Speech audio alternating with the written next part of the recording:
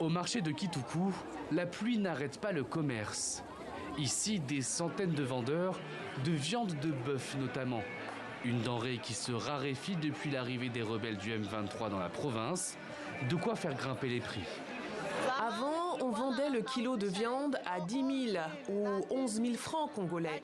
Aujourd'hui, c'est plutôt 13 000, voire 14 000 francs. Nous pensons que ça ira jusqu'à 15 000 francs. Nous ne savons plus quoi faire car nous n'avons quasiment plus de clients.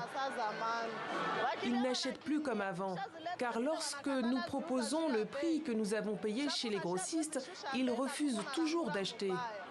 Une situation similaire pour de nombreux produits.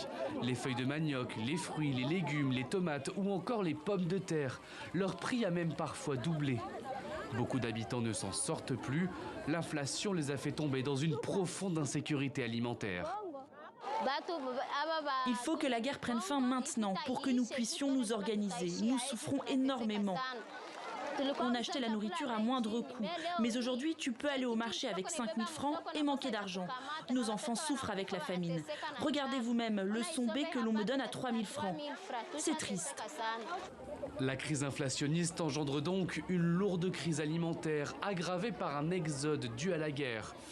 Cet économiste prévient, de grandes épreuves attendent Goma.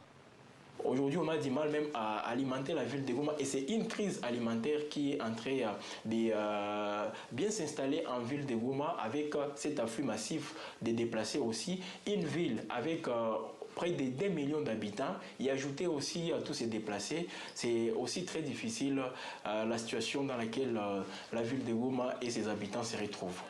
La semaine dernière, des agences de l'ONU ont lancé un appel d'urgence pour l'Est de la République démocratique du Congo.